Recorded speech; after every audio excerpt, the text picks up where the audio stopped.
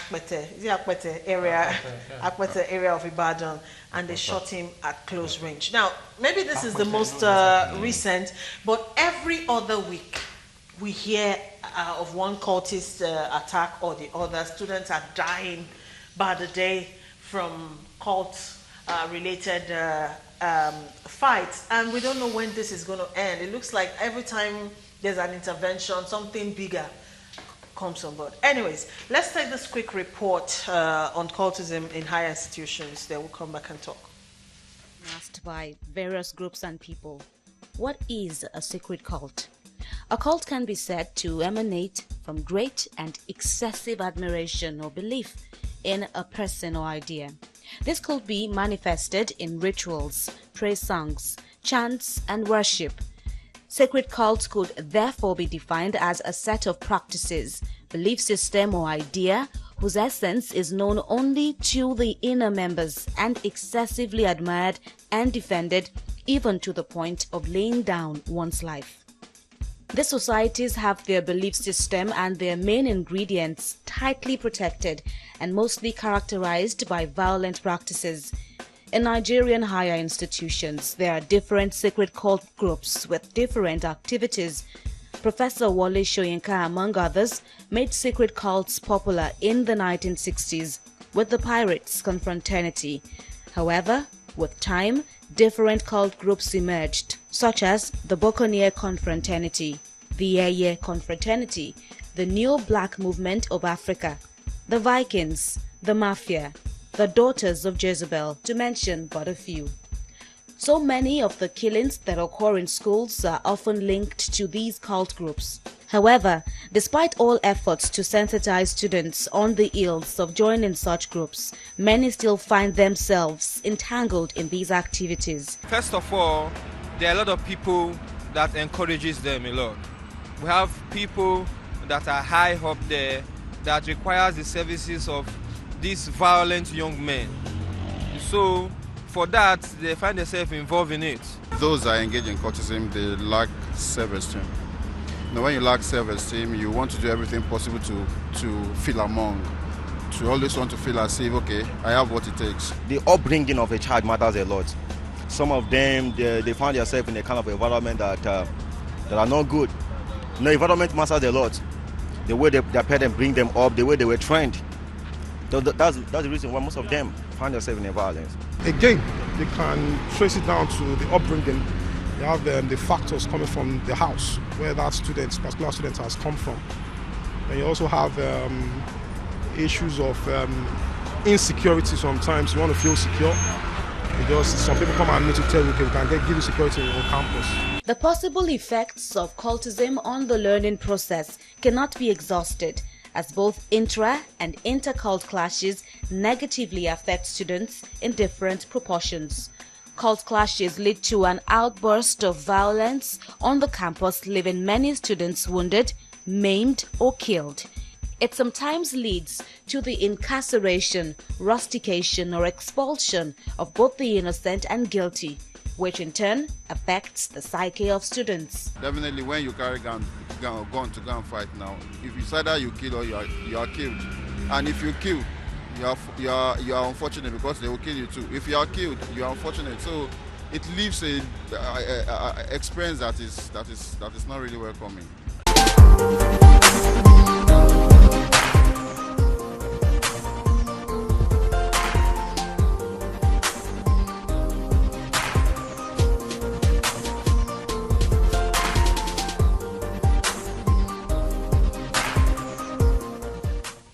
Welcome back.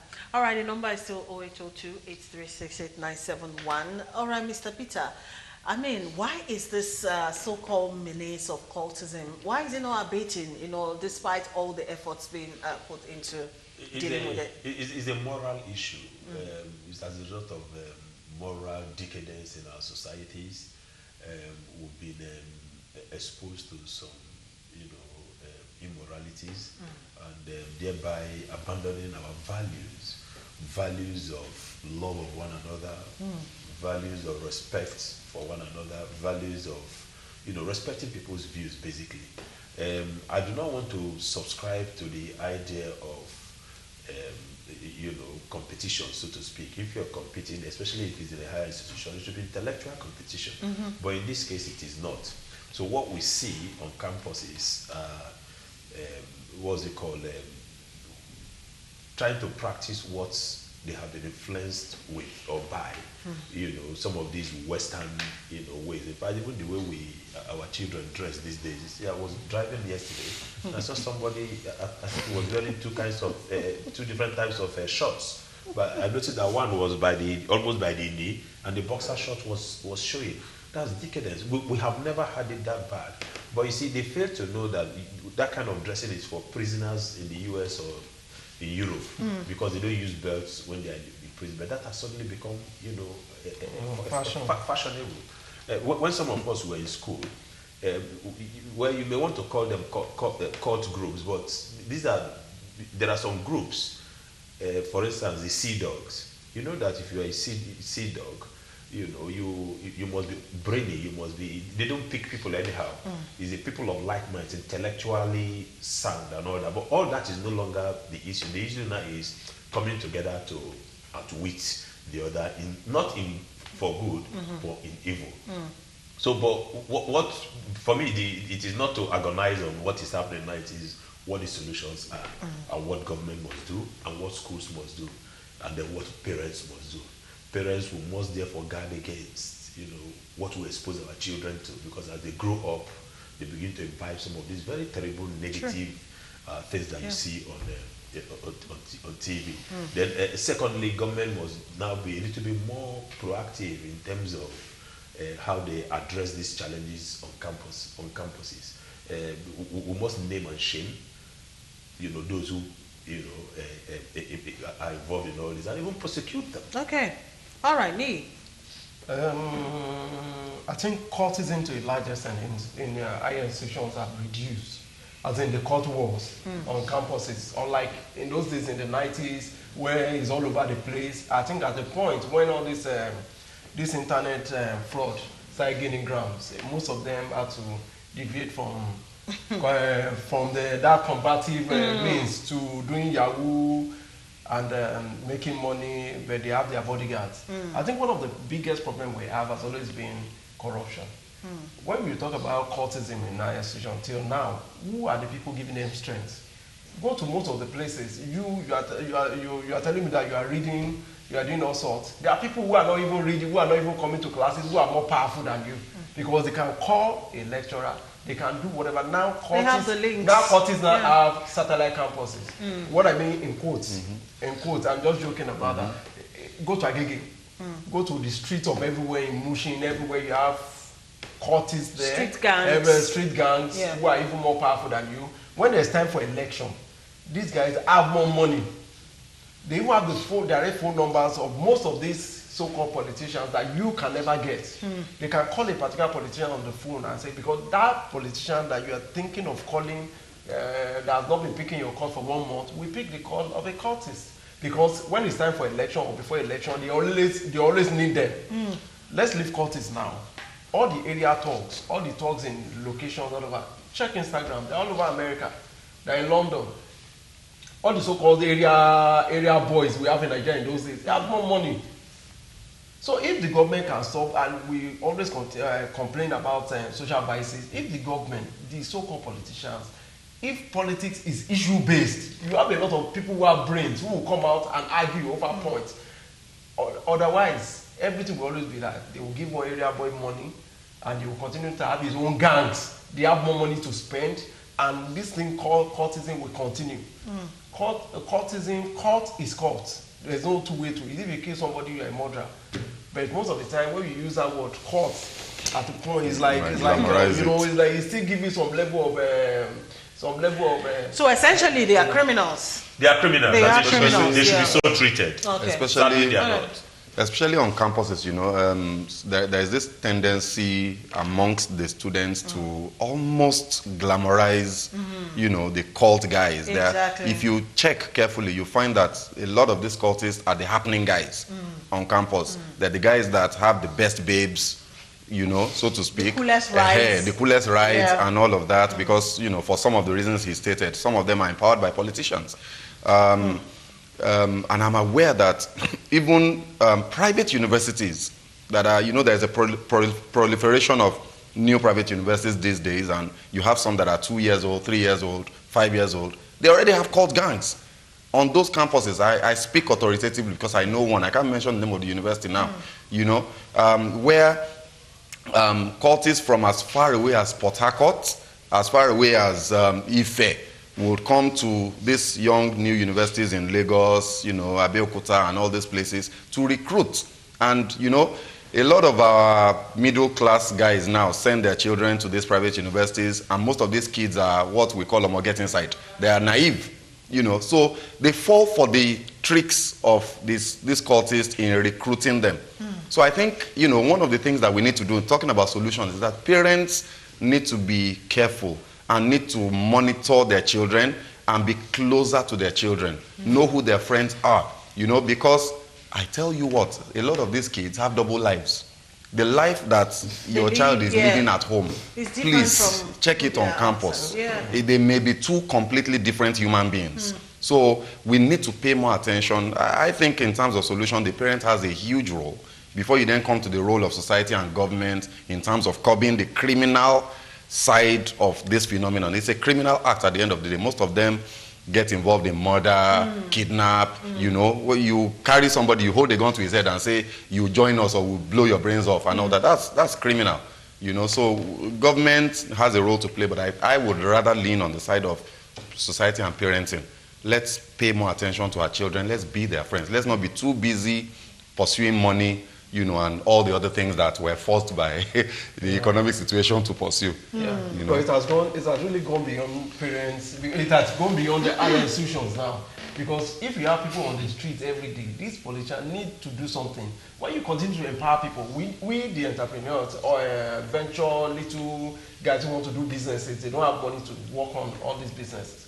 Meanwhile, an area boy who is in one area, who is controlling, who has his own gangs, is getting subsidy or how do we call it, funds regularly to empower his own people.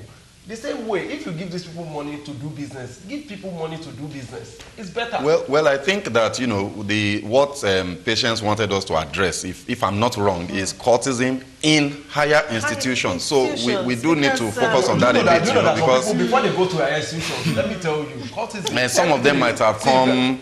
You see secondary school students who are already cultists.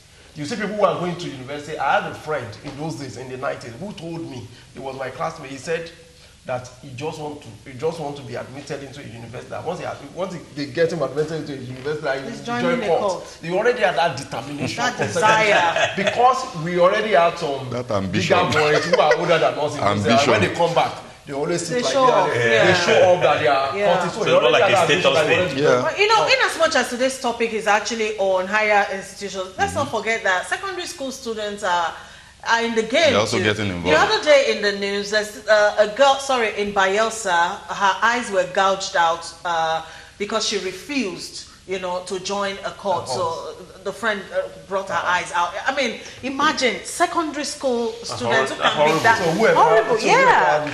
So I don't know. I think it's a bigger issue more than people who are members of that cult in 1970 something. Do you know that some of them are still funding these guys? Yes. So when outside of campus, when they have parties, some of these guys were already big, well to do. They still give them money. They want to have party and all that. What I'm saying in essence is, in the days of Wole Soyinka and the rest, they said they had pirates and all that. It's just more like a social thing. You see, have some clubs like in Ibadan. They have Sigma clubs, and every year they have some of the biggest parties on campus. And it's not a cult, it's just a school, a social club. You can encourage people to do things like that. But our society. This menace has been ongoing for too long, if you ask me. I recall my days in the university then. My school had to outrightly ban any kind of club, BU social or whatever, because the incidences of cultism was too much. Of course, if you're schooled in Ekuma, you know what I'm talking. It's by God's grace we went and came out. So no kind of association was allowed at a particular point in time, so that everyone can be focused. All right, Omotosho from Ilesha says, please do include primary and secondary school. Yeah, we know. All right, this one says parents should warn their children about the effects of cultism before sending them to the university. The Bible said we should train up a child on the way he should go. When he is old, he will not depart from it. Jude from Lagos. This one says cultism is an ideology. Some of our past presidents, senators, governors were once their leaders. Some of them have their boys. Even our judges, Emmanuel from Cotonou, said that one in. Cultists kill people's destiny. People who join them are always criminals. This other one, Kamal Yusuf, says cultism thrives because of support from parents, government, religious leaders, and society because there's no sincerity of purpose. Take it or leave it. Most assassinations and robberies are done by members of this cult. Other things that can be done to take it down could be done, but the fact that some people high up there require their services for illegal activities is what is making other efforts futile. There won't be buyers if there are no sellers. Exactly. The law of demand and supply. Okay, we pray God, to get into the hearts of our youths and always make them do what is right. All right, lastly on the show, we have just about 7 minutes. The Buhari position on the rule of law. This has been ongoing for more than a week now, and it's like social media has not had enough of this particular... No, because it is outrageous. Coming from a president. Coming from the president, a democratically elected president. It's outrageous. I've never heard of this before. And to think, patient, that he went to the Nigerian Bar Association conference to make that and it was at that podium. Yeah. Makes it all the more disgraceful. And I do not think I do not think that the president actually understands what it means, what the rule of law is all about. So they just wrote this speech for him and he read it, All right, for those who don't know the background story, actually the president gave a speech and, the summary of it is he subordinated the rule of law to national security. That's what this whole thing is about. Where are the lawyers? What are the human rights activists? Yeah, they've come out. People are waiting. It was the social media outcry that led to that. Most of the people were lawyers. Even the MBA. Hold on. Yeah, it was on that day. If Babidela Aturu were to be alive, during that conference, immediately after Buhari would have finished his speech, Aturu would react. Well, we don't know. Unfortunately, where you now find a professor of law like Issa Sagi supporting such very rascally statements. First of all, if I may come in, if I may come in, I think again, I like dealing with facts, and I think that a lot of issues in Nigeria tend to be politicized easily. So we take it as an opportunity and a cane to beat whoever we choose to beat at that point in time. I want to ask, I understand what you are saying, but was he in law, as a point of law, factually correct or wrong? Because there are two different issues. There's the morality of his statement, and there's the legality of his statement. For me, both legally and morally. No, sir. Some cases in the Supreme Court. Exactly, because we have all. When you look at it this way, look at the case of this man and this militant, this terrorist. Asari Dokubo now. No, this Syria terror, was the ISIS. Okay. The guy was in jail in America. After a while, he was released. He traveled back. Look at what he became. Exactly. There are some cases, even in Nigeria, a lot of criminals. Look at our prison. People will go to prison, they will be arrested. At the end of the day, they will be released. When they get back, they will now commit more times three of that offense. So sometimes, everything like law, our law always have one clause. There is always shugon in Yoruba, like this is the what exception. it is. But there's always a clause. There's always an exception that they'll tell you that beto in case of this, because I also value the fact that national security is also very important. Very key. Because that sometimes it's key in the sense that people now buy judgments according to what we've seen. Then you address that. Hold on. I'm sorry. Please, do you know why some policemen are always upset in court or they decide to go against that? Because they know what it took them to get those criminals. It's not, hold on. We always talk about technicalities in law. When you go to court, because you do not come early to court, the judge can just say, these people are not serious. Maybe they've not come to court in like 2 weeks. They'll release it. I was saying. It doesn't follow. No. Hold on, sir. I'm not really doing it. I'm not saying that. We cannot take because of that. We cannot take because of that and say that on one instance and say that rule of law can be what's it called subverted to the national interest. Please. No, but it's the truth now. Hold on. I was trying to make a point. What it means is that if government cannot respect judgment, do you understand? Therefore, you and I should not be expected to respect. But that's not the point, and now here is what I was trying to say exactly. I was saying that there is the morality and the legality of his statement. The morality, from a moral point of view, based on what you've just said now, he was wrong because we have problems with the fact that he's still holding Dasuki in spite of several judgments. We have a problem with the fact that he's still holding El Zakizaki. 2 examples. We have a problem with the fact that this lawyer Abiri, journalist that was just released after 2 years. So he is not the one that should come to us to tell us that. Okay. However, where a court, if a court of law actually rules that the rights of this person is superseded by the national interest, it becomes the reality. So what I'm saying is that it shouldn't be him. That's what we should say.